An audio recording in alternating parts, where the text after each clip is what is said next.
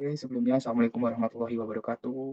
Shalom, Om Swastiastu, Namo Buddhaya, salam kebajikan. Nah, di sini saya Azal Raihan Farel itu dengan NIM P132116. Di sini kita akan mengupas apa sih yang ada di Pareto ini. Nah, yang pertama tuh kita bakalan pivot table nih teman-teman. Di mana yang data pertama yang kita bikin yaitu tentang dari apa sih itu calculate the percentage-nya itu yaitu yang pertama kita bisa memilihnya itu ada di bagian Storefish-nya itu, kita bagi di Storefish-nya itu nanti ada di rows table dan untuk selanjutnya price-nya itu ada di values. Yang di mana untuk kita presentasikan kita akan mencari persentasenya ya teman-teman. Nah, untuk yang di values-nya itu atau di harganya itu kita mengganti di kolom total. Nah, jadi seperti ini teman-teman. Untuk yang data pertama yaitu ada data yang kedua itu nanti kita cari apa sih, revenue BEMO-nya itu. Nah, untuk, revenue, BEMO-nya itu kita menggunakan pivot table again. Nah, itu di mana kita akan memasukkan untuk bulan, kita centang aja nanti otomatis di-rows dan selanjutnya kita masukkan price nih. Nah, kalau kita centang lagi kan nggak bisa, nah kita bakalan tarik dan kita drag ke bawah. Nah, untuk yang di kolom pertama itu kita klik 2 kali aja nih, bakalan bisa muncul, kita ganti menjadi, percentage BEMO-nya itu kita bakalan memilih kolom totalnya itu sendiri dan selanjutnya di kolom kedua ini kita balik ke home dan kita ganti ke duit. Nah, kita ganti ke dolar ya teman-teman, mata uang Inggris. Nah, yang di data ketiga tuh kita akan, calculate each product-nya, itu ada apa aja sih di dalam calculate-nya itu. Nah, kita bakalan pivot table again and then, kita bakalan pilih produknya itu kita masukkan ke, rows label yang ada dan selanjutnya, kita pilih price-nya itu kita masukkan ke values dan kita juga, bentar. Nah, selanjutnya kita ganti nih namanya dengan klik 2 kali aja nanti bakalan bisa muncul, kita ganti menjadi revenue. Di mana untuk revenue-nya ini sendiri kita bakalan ganti nih ke home menjadi ke mata uang yang ada ya teman-teman. Nah seperti ini. Selanjutnya kan kita bisa mengurutkan nih dari abjad A to Z. Nah setelah kita urutkan seperti ini, kita bakalan bisa milih nih data-data yang ada nih dengan cara mencari seperti di sini. Misal saya kasih datanya itu safety 1, 2, selanjutnya 7 mungkin ya, 8 dan mungkin ada lagi kita ke tab 1 sama tab 2. Jadinya seperti apa sih? Kita klik oke. Nah, mungkin data yang muncul bakalan seperti ini, teman-teman. Dan kita lanjut ke bagian soal keempat nih, yaitu kita mencari, Pareto 80 to 20 of the product. Nah, kita bakalan pivot table again and then, kita masukkan nih teman-teman yang dibutuhkan dari apa sih, yang dari the Pareto 80 until 20 principle itu sendiri. Nah, pertama kita klik bulan, bulan pasti bakalan ada di menu, rows-nya sendiri, terus kita klik press, terus store-nya itu kita drag ke kolom, dan produknya kita taruh ke filter, teman-teman. Nah, gimana sih cara menjadikan, 80 ke 20? Nah, kita caranya itu pilih dulu nih di value filter atau pertama klik row labels yang di sini ada tanda panah ke bawah, kita terus masuk ke values filter and then kita ganti nih kan top stop-nya 10. Nah, itu tuh kita ganti menjadi 80 dari percent yang ada. Tinggal kita klik oke. Nah, ini mungkin yang bakalan muncul nih. Misal kita menjadi ke bulan apa ya, 3 bulan aja ya, seperti September, Oktober, November.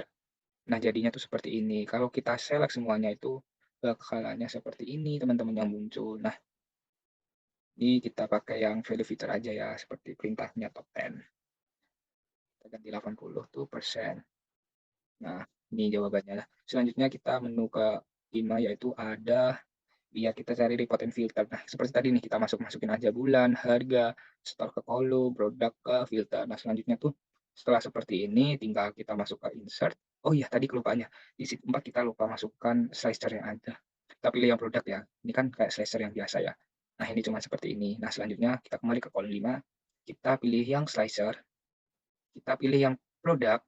Nah, biar gampang, kita tuh bakalannya menjadi 5 columns. Nah, ini kan kecil-kecil nggak kelihatan, kita tarik panjang, oke. Jadi full kelihatan semua nama-namanya. Dan mungkin di sini kita, mungkin memilih satu aja ya data seperti advance satu, terus kita pilih 5 data ya. Kita tinggal pencet CTRL, tinggal klik yang ada di sini. udah muncul bakalannya. Mungkin seperti itu penjelasan dari pivot table dari Pareto sendiri. Sekian, terima kasih. Kita lanjut. Oke, selanjutnya kita akan melanjutkan tentang dari penjualan makanan. Data kedua, yaitu di mana untuk ini kita diminta untuk mencari data dari, harian dari sales yang ada. Nah, di mana saya ketik dulu nih nama lagi, dengan name V132116. Oke, selanjutnya kita insert, kita copy pivot table, and then langsung aja ya guys, soalnya ini udah ternyata udah jam 00.02. Nah, kita kan mau ke yang harian ya, berarti kita masukkan ke data harian. Selanjutnya kita insert aja nih data dari, produk-produk yang akan kita jual, semua kita klik. Nah, kalau kayak gini kan masih belum kelihatan ya datanya tuh apa aja. Nah, kok kita klik file, kita klik home, and then kita ganti ke yang generalnya. Bukan, ternyata kita tuh harus mengganti ke bagian ini, kita ganti ke average atau rata-rata nih. Semua kita bakalan ganti ke average, tinggal klik 2 aja ya teman-teman di judul. Nah, kok bagian sini kita salah halaman. Nah, kita langsung lanjut aja nih. Di data selanjutnya tuh kita bakalan bikin chart-nya nih. Nah, di sini kita bakalan pilih yang langsung aja nih cluster-nya. Nah, akan muncul kan data-datanya seperti apa aja nih dari data penjualan yang ada. Nah, di selanjutnya tuh kita disuruh mencari, pivot analysis product seasonality-nya. Di mana untuk, ini berarti kita gunakan data yang per bulan ya? Mmm, ya benar. Kita insert, langsung kita pivot table lagi, selanjutnya kita mencari date field-nya ini, kita klik, selanjutnya kita hapus nih yang bagiannya kita cari, bentar, kita klik dulu semuanya ya teman-teman, seperti nasi liwet, nasi goreng, ayam geprek, jus buah, kita klik semua nih data-data yang ada. Nah, kan ini masih kayak per tahunan ya, saya nggak tahu apa-apa aja sih isinya di dalam tahun itu. Nah, setelah itu kita cari dulu aja nih, buat sum-nya itu kita ganti ke average semua dulu ya, langkah selanjutnya kita ganti ke average teman-teman. Oke, sebentar, the waiting time. Oke, nah, kan ini kita nggak tahu nih ya buat, kayak kok ini tahun, kuartal-kuartal tuh apaan, aduh kan pusing ya. Nah, itu kita blok aja yang ada di tahunnya ini, no no, just this. Nah, kita klik kanan, lalu kita pilih grup. Nah, grupnya itu kita pilih yang di bulan ya teman-teman. Nah, bakalannya muncul nih data-data yang ada. Setelah itu jangan lupa nih kita ke bagian chart langsung. Nah, di sini bakalan kelihatan nih dari rata-rata penjualan di bulan-bulan apa aja sih yang mengalami kenaikan juga. Nah, pasti kita tahu kan barang yang terbanyak itu adalah ayam geprek. Dan di data selanjutnya itu kita membuat tentang apakah promosi itu bakalan mempengaruhi. Nah, di mana kita langsung aja nih masukkan promosi, lalu kita masukkan semua nih produk-produk nasi liwet, nasi goreng, ayam geprek, es coklat, jus buah. Nah, kalau udah masuk semua kayak gini, langsung kita ganti nih teman-teman menjadi rata-rata lagi ya seperti biasanya. No.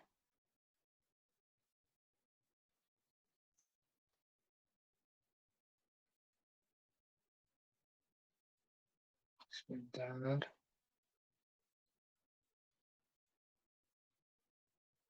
kita hilangin, ternyata nggak bisa ya. Oke, kan udah nih teman-teman bakalannya diketahui nih, kayak ada apa aja sih. Nah, kita bakalan langsung bikin dari, tabel yang ada ya teman-teman. Nah, di sini bakalannya kelihatan kan yang promosi yang paling berjalan tuh ada di mana. Apakah mempengaruhi atau tidak. Ternyata kalau di ayam geprek tuh benar-benar mempengaruhi, tapi kalau di kayak nasi goreng itu kayak, nggak ada peningkatan, bahkan kayak peningkatannya tuh kayak dikit banget seperti itu. Nah, mungkin kita akan lanjut ke penjelasan ketiga nih teman-teman. Oke, di penjelasan ketiga ini kita ada data dari kuis 2. Oke, kita akan gunakan data yang kita telah.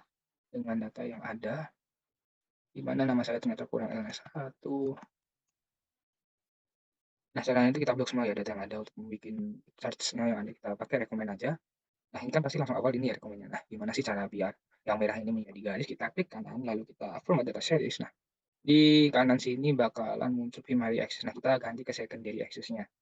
Nah, kalau udah kayak gini, kita klik charge-nya, lalu kita pilih change chart type. Nah, di mana ini bakalan kita ganti nih menjadi line yang ada dan secondary-nya itu kita hapus. Nah, bakalan muncul kan bentukannya tuh gimana. Dan kalau di kasus kedua ini kita juga sama di blok dan kita recommended charge-nya kan nggak ada nih. Yang tadi adanya cuman di chart title. Nah, ini kan garis semua ya teman-teman. Nah, kita caranya itu sama. Kita klik dulu kanan yang pada bagian biru. Kita format data series dan kita pilih secondary axis-nya. Nah, kalau kayak gini kan nggak kelihatan nih. Yang merah mana sih garisnya? Kita change chart type. Nah, type-nya itu kita ganti yang lainnya itu menjadi bar kayak gini. Nah, bakalan muncul kalau di sini secondary-nya itu kita munculkan karena kalau enggak nanti bakalannya ketutup. Mungkin di sini kita bakalan ganti sesuai jumlah data yang ada yaitu batas minimumnya itu 0. Di sini kita menggunakan batas maksimumnya itu 500.000. Nah, bakalannya muncul nih teman-teman data yang ada. Kita kasih logo dolar juga biasa.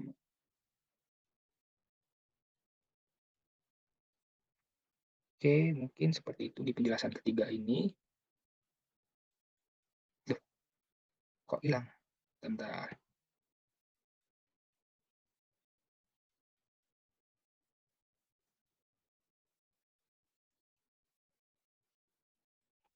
Nah, seperti ini ya teman-teman. Oke. Nah, di pembahasan keempat ini, kita bakalan tentang VLOOKUP ya yang ada. Nah, di sini ada data nasabah Bank BCA, CBA ternyata dibalik nih, tahun 2018. Nah, di Bank CBA ini kita akan tahu kapan sih mereka bergabung, di mana di sini ada data tambahan juga tentang warna-warna buku tabungan mereka tuh dapatnya tuh ada 2000 berapa aja sih. Kode nasabah juga ada di sini dan mungkin kita mungkin bisa langsung aja ya teman-teman langsung pas yang pertama yaitu tahun bergabung. Nah, tahun bergabung tuh kapan sih? Nah, pertama kita klik sama dengan kita pilih VLOOKUP klik 2 kali, selanjutnya kan di sini ada lookup value. Ya, di mana lookup value-nya kita pilih yang right. Nah, setelah itu kita pilih yang, kolom mana sih yang ada di kode nasabahnya itu, kita pilih yang ada di sini. Setelah kita memilih kolom, nah kita klik angka 1 untuk sebagai non charge-nya, yaitu yang pertama. Dan yang selanjutnya kita tutup kurung, setelah kita tutup kurung, kita titik koma atau koma yang biasanya itu kita klik data dari data sebelah tadi, kita pilih yang tahun. Dah, setelah dari tahun kita pilih untuk cat yang kedua, dan dari cat yang kedua ini kita pilih 0 untuk sebagai penutupnya, dan kita enter. Nah, kita tahu kan tahun kapan sih mereka bergabung, yaitu 2012, tinggal kita klik 2 kali di titik kecil ini. Nah, akan terisi otomatis. Nah, selanjutnya ada urutan prioritas. Kita bisa menggunakan rumus match, di mana untuk rumus match sendiri kita klik pada selanjutnya kita klik tahun, kita cari tabel yang telah dibikin yaitu tentang prioritas, lalu kita tutup dengan 0 dan kita enter. Nah, urutannya kan langsung kelihatan nih kita klik 2. Nah, di mana kan kalau dari 2012 itu bakalan prioritas yang pertama ya nih, untuk data-data yang ada. Nah, dan selanjutnya itu jumlah tabungan nih, jumlah, tabungan mereka tuh ada berapa sih teman-teman kalau pengen tahu. Nah, untuk jumlah tabungan yang ada tuh kita menggabungkan 2 rumus nih, yaitu yang pertama ada VLOOKUP, dan setelah VLOOKUP sendiri kita klik pada kolom H6, yaitu bukunya tuh apa sih warnanya, dan selanjutnya kita klik, menu tabel 1. Setelah tabel 1 kita bakalan match-kan lagi, yaitu dengan, kolom J6 tahunnya, setelah tahun kita klik pada tabel 2 data keduanya. Nah, setelah data kedua kita gunakan 0 sebagai penutup dan kita tutup kurung, kan ini masih merah, kita nolkan lagi sebagai penutup, kita enter. Nah, jumlah saat ini kan baru kita ubah ke rupiah ya. Oh, kalau kayak gini tuh tandanya berarti kurang gede nih kolomnya, kita gedein. Nah, kelihatan kan jika kita klik 2 kali. Oke, mungkin penjelasan yang ketiga seperti ini nih. Kita masih ada satu lagi nih, yaitu ada kuis keempat. Nah, selanjutnya kita akan di pembahasan yang terakhir nih teman-teman. Kita bakalan membahas tentang total biaya kredit. Nah, kalau total biaya kredit mah kita tinggal nambahin aja ya seperti rumus biasanya, yaitu kita menggunakan sum kredit. Nah, kita kan total biaya kredit ya. Berarti dari yang sini terus kita sampai dengan yang kolom ke-25, benar ya? Biaya kredit satu kurung, nah hasilnya seperti ini dan kita cari rata-rata, rata-rata itu average bener ya? Average. Nah, rata-rata total peminjaman berarti kita dari kolom yang ini hingga kolom yang ke-25 benar. Nah, totalnya tuh rata-rata segitu ya, ya 100.000. Nah, ini kita biaya kredit rendah nih berapa sih yang dari sini? Kita menggunakan Rumus Min, lalu biaya kredit. Nah, ini kita pilih di sini sampai dengan kolom terakhir kita tutup. Ternyata 11.000. Dan kalau biaya kredit tertinggi itu apa sih guys? Berarti kita menggunakan max. Setelah max kita klik lagi dengan gini dan gini dan kita tutup kurung. Nah, ternyata tertinggi seperti itu. Nah, kalau jumlah nasabah laki-laki berapa sih? Nah, ini kita ke cara selanjutnya itu kita menggunakan Countif. Nah, kita sama dengan Countif lalu kita cek ke kolom ini hingga dengan kolom yang paling bawah. Nah, setelah kalau kayak gini kita menggunakan kriterianya yaitu dari kolom yang ke-6 kita coba tutup ya. Nah, ada 8 ternyata nasabahnya. 1, 2, 3, 4, 5, 6, 7, 8. Bener ya kalau di Excel tuh. Nah, kalau jumlah nasabah tempat lain Jakarta gimana sih? Nah, kita masih sama nih gunain Countif. Karena cuma ada satu ya Jakarta. Kita gunakan dari kolom lain nih. Gini sampai sama dengan hingga Padang. Nah, kan kita nyari Jakarta ya teman-teman ya. Nah, titik 2 dan kita nih kriterianya Jakarta, kita tutup dan ya ada 4 nasabah dari Jakarta. Nah, kalau jumlah nasabah perempuan, nah ini dia kita menggunakan Kontif yang use as. Nah, salah bosku, Kontif.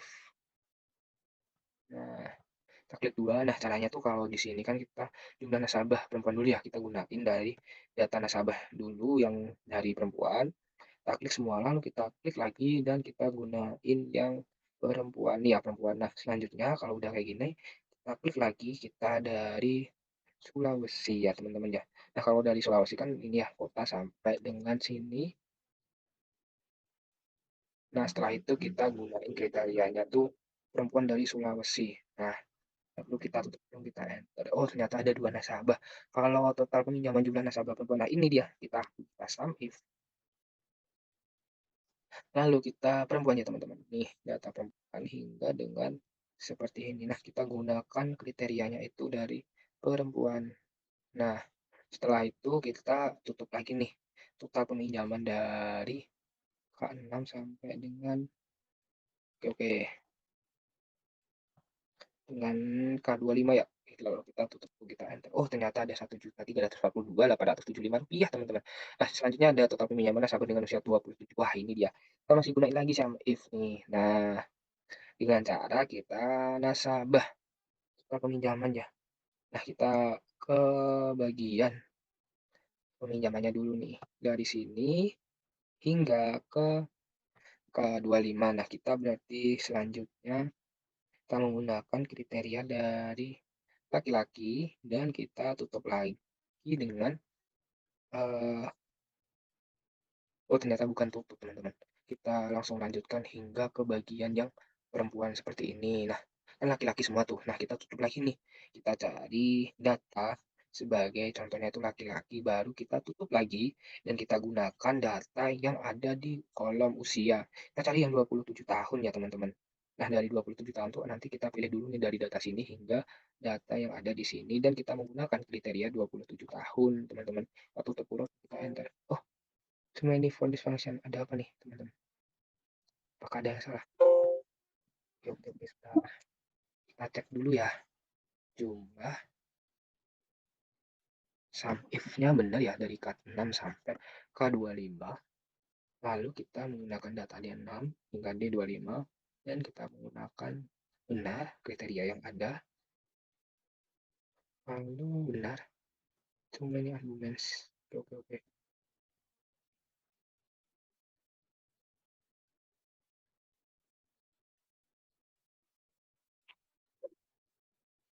Tidak bisa. Oke, kita cek lagi.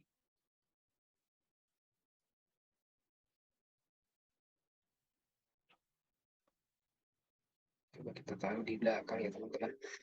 Buat dari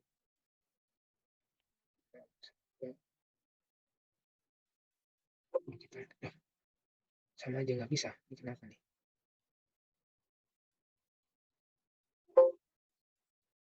Mmm,